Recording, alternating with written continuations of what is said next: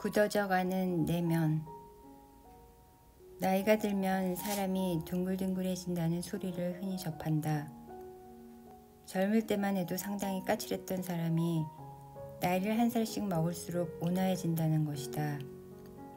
어릴 적부터 그런 이야기를 들었기 때문에 나는 사람이 나이가 들수록 성숙해진다고 이제껏 생각해왔다. 무난하게 생각해봐도 그쪽이 그럴싸해 보인다. 여러 가지를 경험하고 무언가를 배우게 된다. 그리하여 매사에 동요하지 않게 되고 곤란한 상황에 처한 사람에게는 적확한 조언을 던질 수 있게 된다. 그리고 트러블을 원만하게 해결하는 지혜가 생기고 조바심이 사라지는 데다 여간에선 화를 내지 않고 너그러워진다. 이것은 마치 누구나 나이를 먹기만 하면 득도한다고 믿는 것과 같은데 애초에 나는 그걸 당연하게 여겼다. 요리도 10년, 20년 계속하다 보면 그만큼 솜씨가 늘고 러닝도 계속하다 보면 언젠가 풀 마라톤을 완주할 수 있다. 계속해 나가는 것은 성장하는 것이다. 따라서 세월을 보내다 보면 사람은 단련되어 인생에서도 성장해 나갈 것이다. 그런데 최근 들어 이런 사고방식이 틀렸을지도 모른다는 생각이 들기 시작했다. 오랜 친구가 하는 행동을 보다가 그런 생각이 들었는데 예를 들어 그를 A씨라고 하겠다. A씨는 나보다 나이가 20살쯤 많지만 20년 지기에 나는 그를 친구라고 생각한다. 어느 날 A씨를 비롯한 10대 명이 모이는 술자리가 열렸다. 늘 그렇듯 연령대는 천차만별이라도 다들 허물없이 기분 좋게 술을 주거니 받거니 하고 있었다. 그런데 중반에 문득 A씨의 목소리가 쩌렁쩌렁하게 울리고 있다는 사실을 깨달았다. 그쪽을 유심히 살펴보니 별반 이렇다 할 이야기를 하는 건 아니었지만 A씨는 알다마다 나야 원래부터 잘 알지 하는 말을 반복해가며 아는 근거가 되는 에피소드를 펼치고 있었다. 그리고 누군가가 말을 꺼낼라 치면 그 말을 가로막고서 자기 이야기만 떠들어댔다. 광경은 아니었다. 평소와 전혀 다를 바 없는 술자리 풍경이었다. 하지만 나는 문득 이런 생각이 들었다. A씨는 이미 70해를 넘게 살아왔는데 왜 저렇게 기를 쓰고 안다는 소리를 하는 걸까? 비난하려는 게 아니라 단순히 궁금했다. A씨는 실제로 박식한 데다 문예뿐만 아니라 여러 분야에 두루두루 밝은 사람이었다. A씨가 이 분야 저 분야 할 것 없이 빠삭하다는 사실이라면 다들 알고 있다. 그러니 그렇게 기를 쓰고 나서서 안다는 소리를 하지 않아도 될 텐데 A씨는 여전히 자신이 잘 안다는 사실을 주장하고 있었다. 젊은 친구들보다도 큰 소리를 내며 남의 이야기까지 가로막고 내가 말이지 라고 말하고 있었다. 분명 젊은 시절부터 그랬을 텐데 그 행동이 질리지 않는 걸까? 그때까지의 내 지론이라면 A씨는 다른 누구보다 말수가 적은 사람이 되어 있어야 할 터였다. 모두가 자신이 박식하다는 사실을 잘 알고 있었고 지나치게 나서는 것도 어딘가 보기에 좋지 않을 테니 말이다. 큰 소리를 내기도 지친다 지쳐 이젠 젊은 친구들이 하는 이야기를 듣다가 그 친구들이 뭔가 물었을 때 조용히 답해주면 충분해. 그렇게 생각하게 될 터였다. 하지만 실상은 달랐다. A씨는 A씨다운 면이 세월을 거쳐오면서 더욱 부각되고 있었다. 그 사실에 나는 충격을 받았다.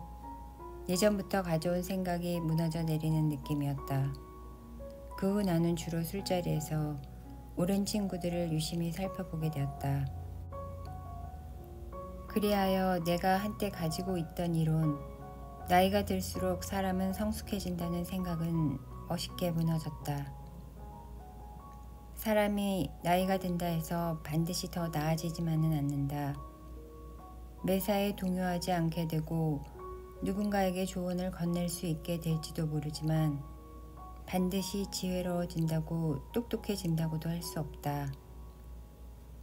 성격이 급한 사람은 갈수록 더 급해지고 불같은 사람은 갈수록 더 불같아지는 등 대부분 내면의 그릇이 작아진다.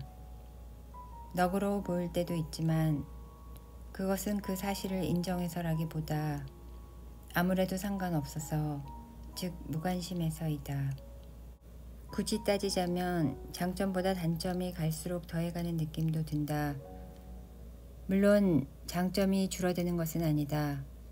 다만 단점이 돌출되면서 장점이 눈에 띄지 않게 되는 것이다. 그러나 단점이라고 해도 심각한 수준은 아니다. 성미가 급하거나 눈에 띄고 싶어 한다거나 타인에게 무심하거나 건망증이 심하다거나 썰렁한 농담을 던져야 직성이 풀리거나 자랑하기를 좋아한다거나 참을성이 부족한 등 별 문제될 것 없는, 우리 안에도 충분히 자그맣게 자리 잡고 있는 것들이다. 그렇다. 이와 같은 소소한 단점은 우리 내면에도 자잘하게 채워져 있다. 하지만 이러한 단점들이 벼랑간 모습을 드러내지 않도록 우리는 늘 주의를 기울인다. 너무 조급하게 굴면 다른 사람들을 피곤하게 만들 수 있다거나 내가 말이야 하는 이야기는 꿀사나워 보일 수 있다거나 주문하고 나서 요리가 20분이 지나도 나오지 않는 일 정도로 화를 벌컥 내서는 안 된다는 식으로 자제하고 있다. 아마도 40대인 나보다 30대가 자제하고자 하는 마음이 훨씬 강할지도 모른다. 20대는 어쩌면 그러한 결점들에 아직은 눈을 뜨지 못했을지도 모르고 말이다. 삶은 분명 여러 가지를 경험하는 일이지만 경험을 통해 현명해진다기보다는 경험함으로써 자제하지 않아도 무탈하다는 사실을 알아가는 일일지도 모른다. 요리를 오래 하다 보면 어느 과정을 생략해도 되는지를 알게 되는 것처럼 말이다. 그리고 한 가지 더 알게 된 중요한 사실이 있다. 그건 결점을 없애려 들기보다 미워할 수 없는 사람이 되는 게 훨씬 중요하다는 사실이다.